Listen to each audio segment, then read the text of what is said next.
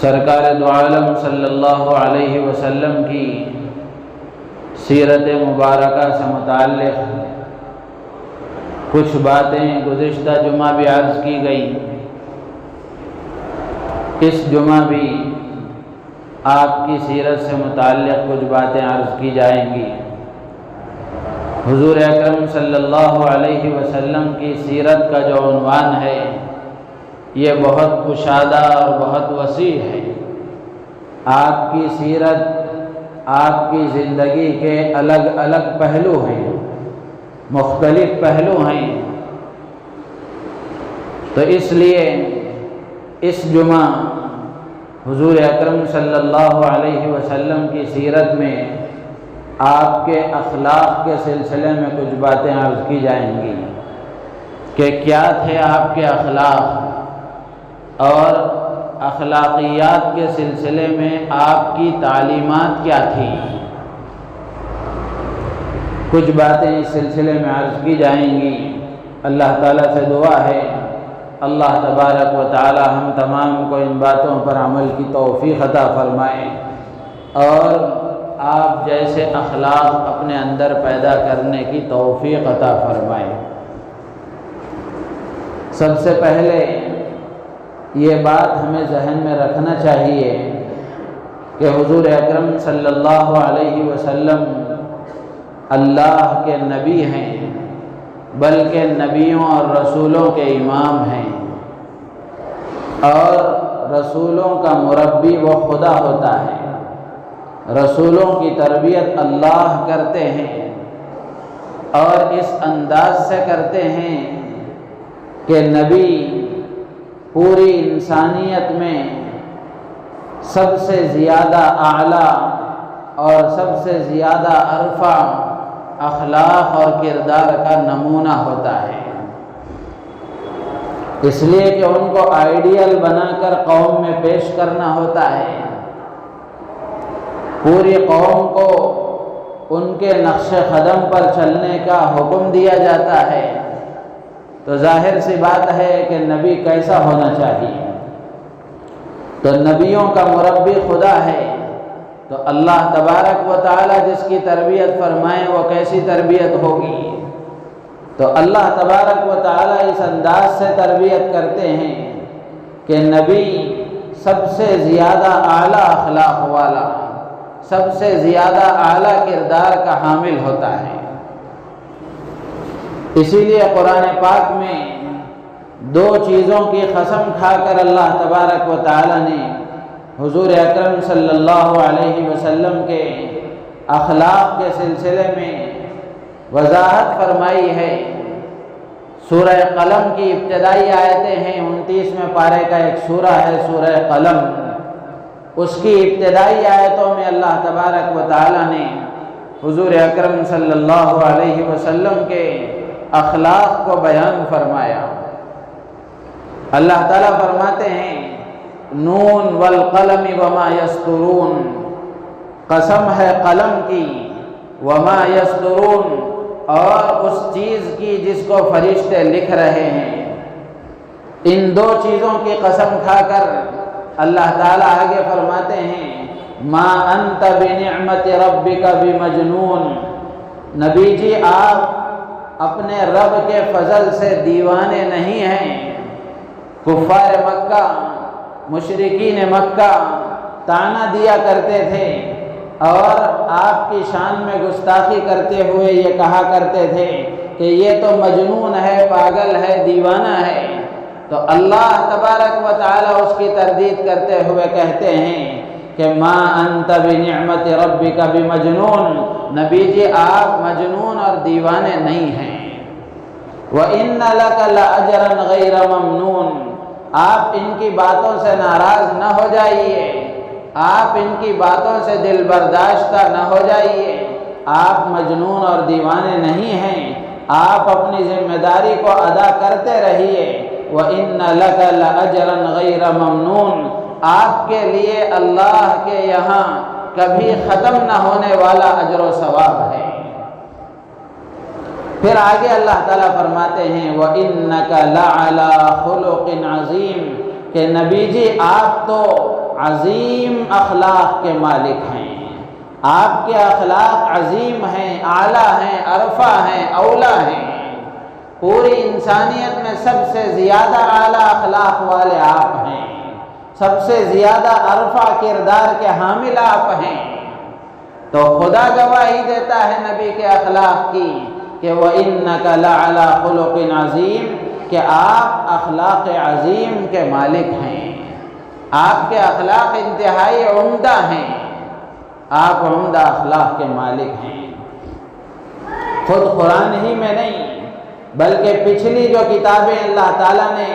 مختلف پیغمبروں پر نازل فرمائی، تورات، زبور، انجیل، ان کتابوں میں بھی نبی آخر الزمان حضرت محمد الرسول اللہ صلی اللہ علیہ وسلم کی صفات کے سلسلے میں اور آپ کے اخلاق کے سلسلے میں کچھ باتیں ارشاد فرمائی گئی ہیں۔ حضرت عطا ابن یسار رحمۃ اللہ علیہ کہتے ہیں کہ میں نے حضرت عبداللہ ابن عمرو ابن العاص رضی اللہ تعالیٰ عنہ سے عرض کیا کہ آپ مجھے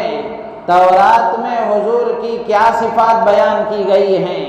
تورات میں حضور کے کیا اخلاق بیان کیے گئے ہیں، اس سلسلے میں آپ مجھے بتلائیے۔ تو حضرت عبداللہ ابن عمرو ابن العاص رضی اللہ تعالیٰ عنہ نے فرمایا کہ ہاں، تورات میں بھی کچھ وہ صفتیں بیان کی گئی ہیں جن صفات کو قرآن میں بھی اللہ نے بیان فرمایا ہے۔ فرمایا یا ایھا النبی انا ارسلناک شاہدا ومبشرا ونذیرا، یہ قرآن میں بھی اللہ نے بیان فرمایا ہے، تورات میں بھی ان اخلاق کا اور ان صفات کا تذکرہ ہے۔ اللہ فرماتے ہیں کہ نبی جی، ہم نے آپ کو گواہ بنا کر خوشخبری سنانے والا، اللہ کے عذاب سے ڈرانے والا بنا کر بھیجا ہے۔ آپ کو ہم نے شاہد بنایا ہے، مبشر بنایا ہے اور نذیر بنایا ہے۔ آپ جنت کی خوشخبریاں سنانے والے، نیک اعمال پر اللہ کے وعدوں کی بشارت سنانے والے ہیں، اور غلط کاموں پر، اللہ کی نافرمانی پر جو وعیدیں اللہ نے بیان فرمائی ہیں، ان وعیدوں کو آپ بتلانے والے، اللہ کے عذابات سے ڈرانے والے، جہنم سے آپ ڈرانے والے ہیں۔ ہم نے آپ کو ڈرانے والا بنا کر بھیجا ہے اور آپ کو ہم نے گواہ بنا کر بھیجا ہے۔ قیامت کے دن اللہ کے رسول صلی اللہ علیہ وسلم اپنی امت کے سلسلے میں بھی گواہی دیں گے اور پچھلی امتوں کے سلسلے میں بھی گواہی دیں گے۔ تو یہ صفات تورات میں بھی ذکر کی گئی ہیں، اور اسی طریقے سے تورات میں یہ بھی ذکر کیا گیا ہے۔ حضرت عبداللہ ابن عمرو ابن العاص رضی اللہ تعالیٰ عنہ نے فرمایا کہ لیس بفظ ولا غلیظ ولا سخاب فی الاسواق ولا يدفع السیئۃ بالسیئۃ ولکن یعفو ویصفح۔ تورات میں یہ باتیں ذکر کی گئی ہیں کہ نبی آخر الزمان جو سب سے آخر میں آئیں گے، لیکن سب کو انہی کے صدقے میں بنایا گیا، اور پوری دنیا اور پوری کائنات انہی کے صدقے میں بنائی گئی، لیکن نبی بنا کر خدا ان کو سب سے آخر میں بھیجیں گے۔ تو ایسے نبی آخر الزمان کی کیا صفات ہوں گی؟ چنانچہ تورات میں لکھا ہے لیس بفظ ولا غلیظ، وہ بد مزاج نہیں ہوں گے، سخت دل نہیں ہوں گے، بد زبان نہیں ہوں گے، ولا سخاب فی الاسواق، اور بازاروں میں زور زور سے پکار پکار کر بولنے والے نہیں ہوں گے۔ زور سے بولنا، زور زور سے باتیں کرنا، یہ کوئی اچھی عادت نہیں ہے۔ ایک آدمی ہے، فطری طور پر اس کی آواز بڑی ہے تو وہ بات الگ ہے، لیکن آدمی کی آواز نارمل معتدل ہے، لیکن زور زور سے بولنے کی عادت ہے، تو اللہ کے رسول صلی اللہ علیہ وسلم نے اس کو پسند نہیں فرمایا۔ اور نبی کے بارے میں بھی یہ بتایا گیا ولا سخاب فی الاسواق، کہ اللہ کے نبی بازاروں میں چیخنے چلانے والے نہیں تھے۔ اور اسی طریقے سے ولا يدفع السیئۃ بالسیئۃ، کہ آپ برائی کا جواب برائی سے نہیں دیا کرتے تھے، کوئی آپ کے ساتھ برا سلوک کرتا تو آپ بھی جواب میں اس کے ساتھ برا سلوک نہیں کرتے تھے، کوئی آپ کے ساتھ ظلم کرتا تو آپ اس کے جواب میں ظلم نہیں کرتے تھے، ولیکن یعفو ویصفح، لیکن اللہ کے رسول صلی اللہ علیہ وسلم عفو درگزر سے کام لیا کرتے تھے، معاف کر دیا کرتے تھے، آپ علیہ السلام اس کو درگزر کر دیتے تھے۔ تو میرے عزیز و دوست و بزرگوں، قرآن پاک میں بھی آپ کے اخلاق کی گواہی دی گئی، اور تورات میں بھی، زبور میں بھی، انجیل میں بھی آپ کی صفات کو بیان کیا گیا ہے۔ حضرت خدیجہ رضی اللہ تعالی عنہ گواہی دیتی ہیں آپ کے اخلاق کے سلسلے میں کہ آپ کے اندر کیا عمدہ اخلاق تھے، کیسے عمدہ اخلاق کے آپ حامل تھے۔ جب پہلی وحی نازل ہوئی، حضرت جبرائیل علیہ السلام نے اپنے سینے سے لگا کر جب دبایا اور بھینچا تو یہ زندگی میں پہلا موقع تھا کہ آپ نے فرشتے کو ان کی اصلی شکل میں دیکھا۔ پہلی وحی نازل ہوئی، آپ کو نبی بنایا گیا تو آپ پریشان سے ہو گئے، اور پریشان ہو کر اپنے گھر میں آئے، اپنی اہلیہ محترمہ حضرت خدیجہ رضی اللہ تعالی عنہ کے پاس آئے، آ کر آپ لیٹ گئے، لیٹ کر آپ نے فرمایا کہ خدیجہ مجھے ایسا لگ رہا ہے کہ میرا دم نکل رہا ہے، مجھے تکلیف ہو رہی ہے، لہٰذا آپ نے فرمایا زملونی زملونی دثرونی دثرونی، کہ مجھ پر چادر اڑھا دو، مجھ پر چادر اڑھا دو۔ حضرت خدیجہ رضی اللہ تعالی عنہ نے کہا جواب میں کہ آپ اتنا کیوں پریشان ہوتے ہیں، اتنی پریشانی کی کیا بات ہے؟ کلا واللہ لا یخزیک اللہ ابدا، حضرت خدیجہ نے فرمایا کہ ہرگز خدا کی قسم اللہ آپ کو ضائع نہیں کرے گا، ہرگز اللہ آپ کو ضائع نہیں کرے گا۔ کیوں ضائع نہیں کرے گا؟ اس کی دلیل میں، اس کے اسباب میں، اس کی وجوہات میں حضرت خدیجہ نے آپ کی صفات کو ذکر فرمایا کہ آپ اتنے اچھے اخلاق کے حامل، آپ کے اندر اتنی اچھی عادتیں ہیں، آپ اتنے عمدہ عادتوں کے مالک ہیں، اتنی عمدہ عادتوں کے مالک ہونے کے باوجود اللہ آپ کو ضائع نہیں کرے گا، آپ اچھے اخلاق والے ہیں۔ انک لتصل الرحم، پہلی صفت حضرت خدیجہ نے بیان فرمائی کہ آپ رشتہ داروں کے ساتھ صلہ رحمی کرتے ہیں، رشتوں کو آپ جوڑتے ہیں، رشتے ناتوں کو جوڑنے کا کام آپ کرتے ہیں۔ وتصدق الحدیث، اور آپ سچ بولتے ہیں، آپ سچ بولتے ہیں، بات میں آپ کی سچائی ہے۔ وتحمل الکل، اور آپ دوسروں کا بوجھ اٹھاتے ہیں۔ کوئی آدمی پریشان حال ہے، کمزور ہے، اس کا وہ اپنا بوجھ نہیں اٹھا سکتا تو آپ اس کا بوجھ اٹھا کر اس کی منزل تک پہنچاتے ہیں۔ وتکسب المعدوم، اور آپ اگر کوئی غریب ہے، مسکین ہے، نادار ہے تو اس کی رواداری کرتے ہیں، اس کی مدد اور اعانت کرتے ہیں۔ وتقری الضیف، اور آپ مہمان نوازی کرتے ہیں، آپ مہمان نواز ہیں، مہمانوں کی میزبانی کرتے ہیں۔ وتعین علی نوائب الحق، اور آسمانی آفتیں جب آ جاتی ہیں تو اس وقت میں آپ لوگوں کی مدد کرتے ہیں۔ اتنی اچھی عادتیں آپ کے اندر موجود ہیں۔ کلا واللہ لا یخزیک اللہ ابدا، اللہ تبارک و تعالی ہرگز آپ کو ضائع نہیں کرے گا، پریشان ہونے کی ضرورت نہیں ہے۔ یہاں رک کر ایک بات سمجھنے کی یہ ہے کہ اچھی بیوی وہ ہوتی ہے جو مشکل حالات میں شوہر کو تسلی دیتی ہے، مشکل حالات میں شوہر کی ڈھارس بناتی ہے اور اس کو تسلی دیتی ہے کہ پریشان ہونے کی بات نہیں ہے، اللہ تبارک و تعالی ہمارے ساتھ ہے، اللہ مدد فرمائیں گے۔ حضرت خدیجہ رضی اللہ تعالی عنہ نے قیامت تک کے آنے والی بیویوں کو یہ پیغام دیا کہ بیوی کیسی ہونی چاہیے، بیوی کیسی ہونی چاہیے۔ آج ہم دیکھ لیں، شوہر پریشان رہتا ہے، اس کی آمدنی اتنی نہیں ہوتی کہ وہ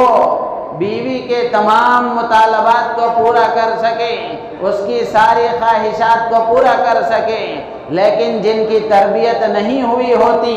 غیر تربیت یافتہ بیویاں شوہر کی حالت کا اعتبار کیے بغیر اپنے مطالبات برابر پورا کروانے کی کوشش کرتے ہیں، جس کے نتیجے میں شوہر ہول سیل بیماریوں کا اڈا بن جاتا ہے۔ وہ پریشان رہتا ہے، ہمیشہ اس کے ذہنوں پر ٹینشن سوار رہتا ہے کہ کیسے میں اس مطالبے کو پورا کروں، کیسے اس خواہش کو پورا کروں۔ اور یہی بنیاد ہوتی ہے گھروں میں جھگڑوں کی، یہی بنیاد ہوتی ہے دلوں میں عداوتوں کے پیدا ہونے کی، یہی بنیاد ہوتی ہے دلوں میں دشمنیوں کے جنم لینے کی۔ ورنہ تو میاں بیوی کا جو رشتہ ہے یہ بغیر محبت کے چلنے والا نہیں ہے، قانونی رشتہ نہیں ہے، ضابطے کا رشتہ نہیں ہے، یہ رابطے کا رشتہ ہے۔ اس میں تعلق ہونا چاہیے، دل سے دل کو راہ ہوتی ہے، تو یہ دل کی راہ جب ہوتی ہے تو یہ زندگی آگے تک چلتی ہے۔ تو حضرت خدیجہ نے قیامت تک آنے والی بیویوں کو یہ سبق دیا کہ شوہر اگر مشکل حالات میں ہو، وہ پریشان ہو، تو اس وقت میں اس کو تسلی دینا چاہیے۔ تو میرے عزیز و دوست و بزرگوں، حضرت خدیجہ نے آپ کی ان صفات کو بیان فرمایا۔ یہ نبوت سے پہلے کی صفات ہیں کہ آپ کے نبی بنائے جانے سے پہلے ہی آپ کے اندر یہ خوبیاں موجود تھیں۔ آپ اتنے اچھی عادتوں کے مالک تھے، آپ اتنے عمدہ اخلاق کے مالک تھے۔ آپ کے اخلاق کی گواہی کفار مکہ نے دی، قریش کے کفار نے دی، دشمنوں نے بھی آپ کے اخلاق کا اعتراف کیا۔ قرآن پاک میں آیت نازل ہوئی وَأَنذِرْ عَشِيرَتَكَ الْأَقْرَبِينَ، اللہ کے نبی کو حکم دیا گیا کہ نبی جی آپ اپنی دعوت کا آغاز، اپنی محنت کا آغاز اپنے گھرانے سے کیجئے، اپنے گھر والوں کو آپ ڈرائیے، گھر والوں کو آپ دعوت دیجئے، ایمان و اسلام کی، اعمال و اخلاق کی آپ ان کو دعوت دیجئے۔ چنانچہ سرکار دو عالم صلی اللہ علیہ وسلم نے صفا کی پہاڑی پر کھڑے ہو کر اپنے تمام قبیلے والوں کو آپ نے آواز لگائی، بلایا، ایک ایک قبیلے کا نام لے کر آپ نے بلایا، تو سب جمع ہو گئے۔ جمع ہونے کے بعد آپ نے ان سے پوچھا کہ اگر میں تم سے یہ کہوں کہ اس پہاڑی کے پیچھے سے ایک لشکر آ رہا ہے جو تم پر حملہ کرے گا، کیا تم اس بات کو مان لو گے؟ حالانکہ تم نے دیکھا نہیں ہے، میں دیکھ کر بتا رہا ہوں کہ ایک لشکر آ رہا ہے جو تم پر حملہ کرنے والا ہے، تو کیا تم میری اس بات کو مان لو گے؟ تو سب نے بیک آواز ہو کر کہا ما جربنا علیک الا صدقا، کہ ہم آپ کی بات کو ضرور تسلیم کریں گے، اس لیے کہ ہم نے آپ سے کبھی جھوٹ کا تجربہ نہیں کیا ہے، ہم نے آپ سے کبھی جھوٹ کا تجربہ نہیں کیا ہے، آپ ہمیشہ سچ بولتے ہیں، تو آپ کی بات جھوٹی نہیں ہو سکتی۔ نبوت سے پہلے ہی، نبی بنائے جانے سے پہلے ہی کفار مکہ کے درمیان، قریش مکہ کے درمیان آپ کا لقب تھا صادق اور امین۔ آپ کو صادق اور امین کہا جاتا تھا کہ آپ سچے ہیں، امانت دار ہیں۔ تو صداقت اور امانت داری، صداقت اور امانت داری یہ وہ صفات ہیں جو انسانوں کے دلوں میں جگہ پیدا کرتی ہیں، لوگوں کے دلوں میں محبت پیدا کرتی ہیں۔ آج جو دوسری قومیں ہم سے دشمنی کرتی ہیں، دوسری قوموں کو جو ہم پر اعتراض ہے، وہ اس لیے ہے کہ مسلمان جھوٹ بولتا ہے، مسلمان دھوکہ دیتا ہے، مسلمان وعدہ خلافی کرتا ہے، مسلمان اپنی بات کو پورا نہیں کرتا۔ تو یہ غلط عادتیں، غیر اسلامی اخلاق، غیر اسلامی اور غیر انسانی عادتیں ہمارے اندر پیدا ہو گئیں، جس کی وجہ سے اقوام عالم ہم سے دشمنی کرنے لگ گئی۔ اگر آج بھی ہم سچ بولنے کے لیے تیار ہو جائیں، وعدہ پورا کرنے والے بن جائیں، وقت کی پابندی کرنے والے بن جائیں اور دھوکہ نہ دینے والے بن جائیں، تو آج بھی دشمن ہمیں اپنے سر پر بٹھانے کے لیے تیار ہے، آج بھی تیار ہے۔ سرکار دو عالم صلی اللہ علیہ وسلم نے جب اسلام کی دعوت کا آغاز فرمایا تھا تو چاروں طرف ماحول مخالف تھا، چاروں طرف ماحول مخالف تھا۔ آپ کے اخلاق ہی تھے جنہوں نے لوگوں کو آپ کی بات ماننے پر مجبور کیا۔ آج ہم اخلاق سے عاری، اخلاق سے خالی، غیر اسلامی اخلاق، غیر انسانی عادتیں ہمارے اندر پیدا ہو گئیں، جس کی وجہ سے اللہ تبارک و تعالی نے اقوام عالم کے دلوں میں ہماری دشمنی ڈال دی۔ اگر آج ہم سچے بن جائیں، امانت دار بن جائیں، وفادار بن جائیں، آج بھی اقوام عالم ہمیں سر پر بٹھانے کے لیے تیار ہے۔ یہ اچھے اخلاق وہ ہیں جن کے اندر اتنی طاقت خدا نے رکھی ہے کہ جو ان اخلاق کو اپناتا ہے اللہ تبارک و تعالی لوگوں کے دلوں میں اس کی محبت پیدا فرماتے ہیں، لوگوں کے دلوں میں جگہ بنتی ہے۔ تو میرے عزیز و دوست بزرگوں، کفار مکہ نے آپ کے اخلاق کی گواہی دی، آپ کو صادق اور امین کہا کرتے تھے، اگرچہ کہ آپ کی بات نہیں مانتے تھے، اسلام قبول نہیں کرتے تھے، لیکن پھر بھی آپ کو سچا ضرور مانتے تھے، آپ کو سچا ضرور مانتے تھے اور آپ کو امانت دار ضرور مانتے تھے۔ آپ کے نبی بنائے جانے کے بعد بھی آپ کی امانت داری پر کفار مکہ کو اتنا یقین تھا کہ نبی بنائے جانے کے بعد اور ان کے اسلام قبول نہ کرنے کے باوجود بھی وہ اپنی امانتیں آپ کے پاس رکھا کرتے تھے، اس لیے کہ وہ جانتے تھے کہ یہ امین ہیں، امانت دار ہیں، امانت میں خیانت نہیں کریں گے، بھلے ہم ان کی بات نہ مانتے ہوں، بھلے ہم ان کی بات نہ مانتے ہوں، لیکن امانت میں خیانت تو یہ نہیں کریں گے، اس لیے وہ اپنی امانتیں حضور کے پاس رکھوایا کرتے تھے۔ آپ نے ہجرت کا واقعہ تو سنا ہے کہ ہجرت کا واقعہ جب پیش آیا، اللہ کے رسول صلی اللہ تعالی علیہ وسلم کو حکم دیا گیا کہ آپ راتوں رات اپنے گھر سے ہجرت کے لیے نکل جائیں، تو اس وقت میں آپ نے حضرت علی رضی اللہ تعالیٰ عنہ سے فرمایا تھا کہ علی، میرے پاس لوگوں کی امانتیں ہیں، میرے پاس لوگوں کی امانتیں ہیں، یہ لوگوں کی امانتیں صبح میں تم لوگوں تک پہنچا دینا اور پھر مدینے میں آ کر مجھ سے مل لینا۔ تو معلوم ہوا کہ آپ کے نبی بنائے جانے کے بعد بھی لوگ آپ کی امانت پر اتنا یقین رکھتے تھے کہ اپنی امانتیں آپ کے پاس رکھوایا کرتے تھے۔ تو میرے عزیز و دوست بزرگوں، اللہ کے پیارے رسول صلی اللہ تعالی علیہ وسلم اتنے عمدہ اخلاق کے مالک تھے، دشمنوں نے آپ کے اخلاق کا اعتراف کیا، دشمنوں نے آپ کے اخلاق کو مانا، تسلیم کیا۔ کتابیں لکھی ہوئی ہیں اس بات پر کہ غیر مسلم جو دانشوران گزرے ہیں، تو غیر مسلم دانشوران اللہ کے رسول صلی اللہ علیہ وسلم کے بارے میں کیا کہتے تھے، آپ علیہ السلام کے بارے میں ان کا کیا خیال تھا، باقاعدہ ترتیب سے کتابیں لکھی ہوئی ہیں۔ جو صحیح العقل ہوگا، جو صحیح الفطرت ہوگا، جس کے دل میں، جس کے ذہن و دماغ میں نفرت اور عداوت، بغض نہیں ہوگا، اگر وہ صحیح طریقے سے غور و فکر کرے گا، اللہ کے رسول صلی اللہ علیہ وسلم کے سلسلے میں کبھی غلط نظریہ قائم نہیں کر سکے گا، کبھی غلط نظریہ قائم نہیں کر سکے گا۔ 12 ربیع الاول کو میلاد النبی کے موقع پر ہمارے ملک کے وزیر اعظم نے بھی یہ جملے کہے تھے کہ اللہ کے رسول صلی اللہ علیہ وسلم کے طریقے اور آپ کی زندگی پوری انسانیت کے لیے رحمت تھی، پوری انسانیت کے لیے رحمت تھی۔ یہ الگ بات ہے کہ وہ صرف الفاظ تھے یا اس کا کچھ ریاکشن بھی ہے، وہ دوسری بات ہے، لیکن کہنے کو دشمن بھی یہ کہتا ہے، اس لیے کہ اللہ کے نبی کے اخلاق وہ ہیں۔ میرے عزیز و دوست بزرگوں، اگر ہم اللہ کے نبی کے اخلاق کو اختیار کریں، اگر ہم اللہ کے رسول کی عادتوں کو اختیار کریں، آج بھی لوگ ہمیں اپنے ذہن دماغ پر سوار کر لینے اور اپنے سروں پر بٹھانے کے لیے تیار ہیں۔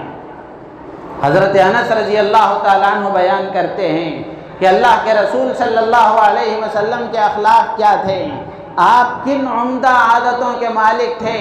اور کن غلط عادتوں سے آپ بچتے تھے، پرہیز کرتے تھے۔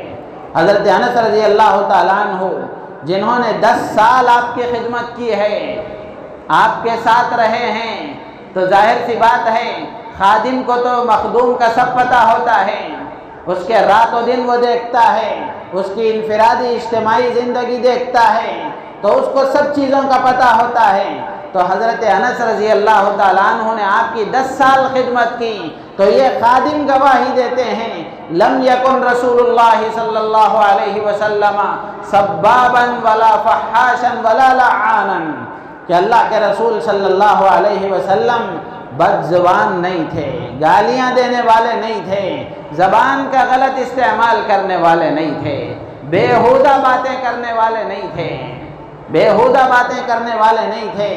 اور لعن طعن کرنے والے نہیں تھے، لعنت کے جملے کہنے والے آپ نہیں تھے، طعنہ دینے والے آپ نہیں تھے۔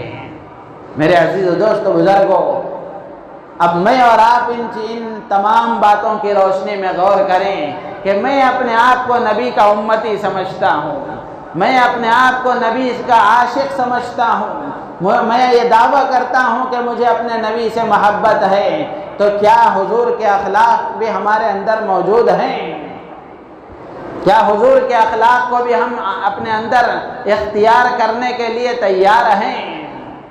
ہر آدمی اس کا جائزہ لے، ہر آدمی اپنی ذات کا جائزہ لے کہ میں جس نبی کی پیروی کرنے والا، جس نبی پر ایمان میں رکھتا ہوں، اس نبی کے اخلاق کا کچھ ذرہ کیا میرے اندر موجود ہے؟ ہر آدمی جائزہ لے۔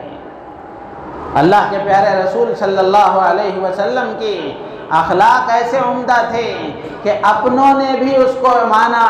اور غیروں نے بھی اس کو تسلیم کیا۔ علماء نے لکھا ہے کہ آپ علیہ السلام کے عمدہ اخلاق میں سے ایک آپ کی عادت اور ایک آپ کا خلق یہ تھا کہ آپ عاجزی اور انکساری کرنے والے تھے، آپ تواضع کے حامل تھے، متواضع تھے، گھمنڈ اور تکبر آپ میں نہیں تھا۔ تواضع جس کے اندر ہوتی ہے اللہ تبارک و تعالی لوگوں میں اس کو محبوب بنا دیتے ہیں، لوگوں میں اس کو محبوب بنا دیتے ہیں۔ تواضع کا مطلب کیا ہے؟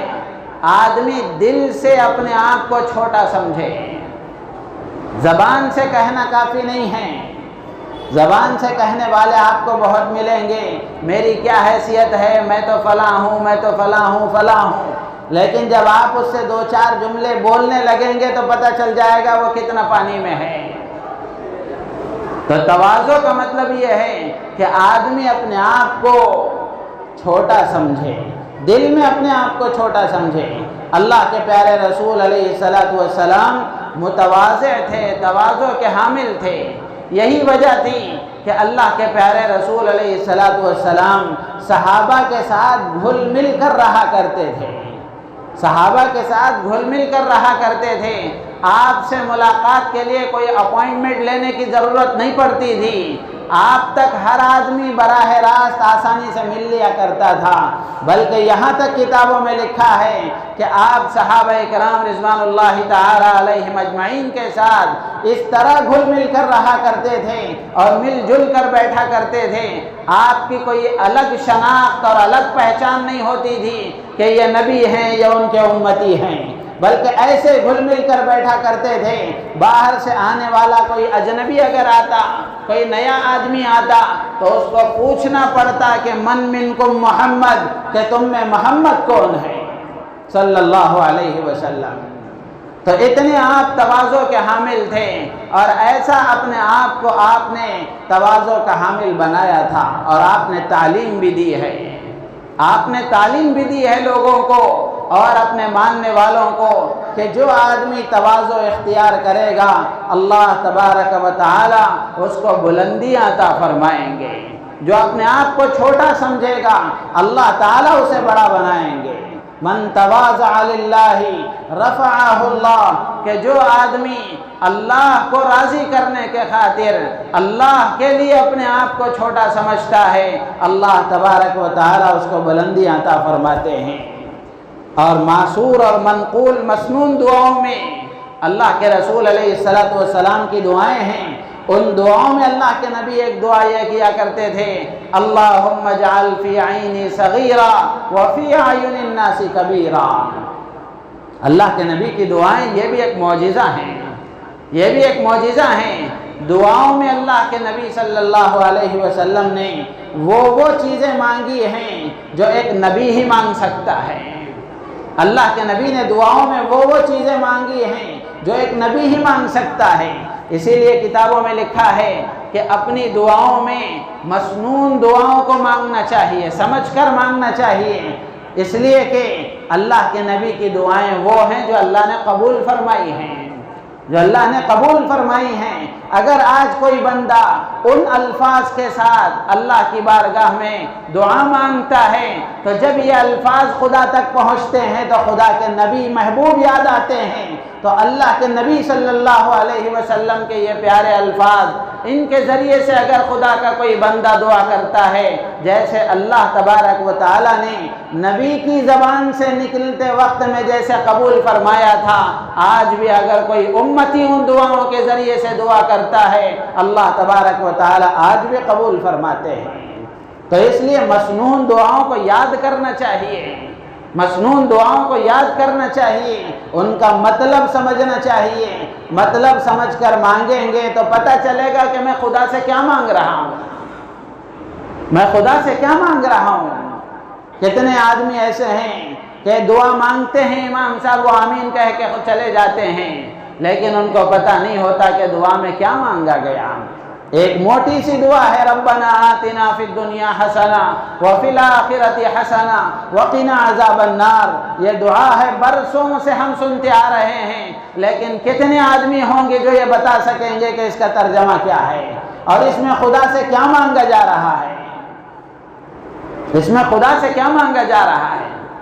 آپ کسی آدمی کے پاس گئے، جا کر آپ نے اس سے مانگا، آپ اس سے کسی چیز کا مطالبہ کر رہے ہیں، آپ کو خود پتہ نہیں ہے کہ میں کیا مانگ رہا ہوں، تو کیا ایسا ہو سکتا ہے؟ لیکن کتنے افسوس کی بات ہے کہ ایک خدا کا دربار وہ ہے جہاں بندہ خدا سے کوئی چیز مانگتا ہے لیکن اس کو خود پتہ نہیں ہے کہ میں کیا مانگ رہا ہوں۔ تو عربی جو الفاظ ہیں اللہ کے رسول صلی اللہ علیہ وسلم کے، ان الفاظ کو یاد کرنے کی کوشش کرنا چاہیے، اس لیے کہ ان الفاظوں میں جو نور ہے وہ نور کسی اور لفظ میں نہیں ہو سکتا، اس لیے کہ وہ الفاظ اللہ کے نبی کی زبان سے نکلے ہیں، اللہ کے نبی کی زبان سے نکلے ہیں اور خدا کو پسند آئے ہیں، خدا کو پسند آئے ہیں۔ اس لیے ان الفاظ کے ذریعے سے اگر دعا مانگی جاتی ہے، اللہ تبارک و تعالیٰ ان دعاؤں کو قبول فرماتے ہیں۔ کوشش کرنا چاہیے کہ روزانہ دعا کوئی ایک دعا ہم سیکھیں، روزانہ کوئی ایک دعا کا ایک جملہ ہم سیکھیں، ہفتے میں 2-3 دعائیں ہم یاد کر لیں گے۔ اگر ایسا معمول مسلمان بنا لے تو کتنی دعائیں اس کو یاد ہو جائیں گی، اور اپنی حاجتوں کے وقت میں جب وہ ان الفاظ کے ذریعے سے دعا کرے گا تو اللہ تبارک و تعالیٰ اس کی دعائیں قبول فرمائیں گے۔ تو میرے عزیز و دوست بزرگوں، اللہ کے رسول صلی اللہ علیہ وسلم کی مسنون دعاؤں میں ایک دعا یہ بھی ہے، اللہ کے نبی دعا مانگا کرتے تھے، اللہم اجعل فی عینی صغیرا وفی اعین الناس کبیرا۔ اے اللہ مجھے میری نگاہ میں چھوٹا بنا دے، مجھے میری نگاہ میں چھوٹا بنا دے کہ میں اپنے آپ کو چھوٹا بن کر، چھوٹا سمجھ کر چلوں، وفی اعین الناس کبیرا، لوگوں کی نگاہوں میں مجھے بڑا بنا دے، میں اپنے آپ کو چھوٹا سمجھوں لیکن لوگ مجھے بڑا سمجھیں۔ اللہم اجعل فی عینی صغیرا وفی اعین الناس کبیرا، کتنی پیاری دعا ہے۔ آدمی اپنے آپ کو بڑا سمجھتا ہے تو ہلاک ہو جاتا ہے۔ گھمنڈ اور تکبر، اپنے آپ کو بڑا سمجھنا، اپنے آپ کو کسی قابل سمجھنا، یہ اللہ تبارک و تعالیٰ کو پسند نہیں ہے کہ بندہ اپنے آپ کو بڑا سمجھے۔ کبر اور بڑائی یہ صرف خدا کو سجتی ہے، خدا کو زیبا ہے، بندہ تو گندا ہے، اس کو کیا اختیار ہے کہ وہ اپنے آپ کو بڑا سمجھے، اس کی ابتدا بھی گندگی سے ہے۔ میرے عزیز و دوست بزرگوں، تواضع یہ بہت ہی عظیم صفت ہے، اور تواضع ایسا عمدہ اخلاق ہیں کہ تواضع جس کے اندر پیدا ہو جاتی ہے، پھر اچھے اخلاق اس کے اندر آہستہ آہستہ آنا شروع ہو جاتے ہیں، آہستہ آہستہ اچھے اخلاق اس کے اندر آنا شروع ہو جاتے ہیں۔ اگر کسی کی طبیعت میں تعلی ہوتی ہے، تکبر ہوتا ہے، گھمنڈ ہوتا ہے، اپنے آپ کو بڑا سمجھنے کا مزاج ہوتا ہے، وہ کسی شیخ کی صحبت میں رہ کر، کسی اللہ والے کے ماتحت رہ کر اچھے اخلاق کو حاصل کرنے کی تربیت بھی کرتا ہے تو مشکل سے اس کے اندر اچھے اخلاق آتے ہیں۔ مثال دے کر لکھا ہے علماء نے کتابوں میں، جیسے ایک ڈھلوان راستہ ہے، وہاں سے اوپر سے کوئی چیز چھوڑی جائے تو نیچے کتنی آسانی سے وہ آ جاتی ہے،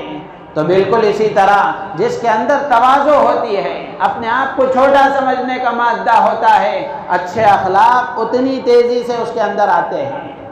اور جس کی طبیعت میں اپنے آپ کو بڑا سمجھنے کا مزاج ہوتا ہے، اپنے آپ کو جو بڑا سمجھتا ہے، تکبر اور گھمنڈ جس کے اندر ہوتا ہے، وہ اچھے اخلاق حاصل کرنے کی کوشش بھی کرتا ہے تو اتنا ہی مشکل ہے جیسے ڈھلوان راستے میں نیچے سے اوپر کوئی چیز پہنچانا ہو تو کتنی مشکل ہوتی ہے۔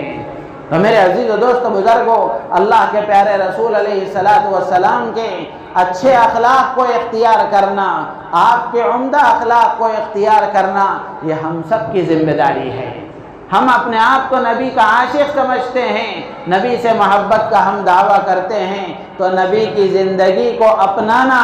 نبی کی زندگی کو اختیار کرنا، نبی کے اخلاق کو اپنے اندر پیدا کرنے کی کوشش کرنا اور نبی کی عادتوں کو اپنی عادت بنانا، یہ محبت کا تقاضا ہے، یہ عشق کا تقاضا ہے۔ اللہ تبارک و تعالیٰ سے دعا ہے، اللہ تبارک و تعالیٰ ہم تمام کو نبی کے اخلاق سے اپنے اخلاق کو درست کرنے کی توفیق عطا فرمائے، نبی کے اخلاق کو اختیار کرنا ہمارے لیے آسان فرمائے، اور بد اخلاقی، بد زبانی سے اور غیر اسلامی اخلاق سے اپنے آپ کو دور رکھنے کی ہمت اور طاقت اور توفیق عطا فرمائے، ہماری نیتوں میں اخلاص پیدا فرمائے۔ آمین۔ وآخر دعوانا الحمدللہ۔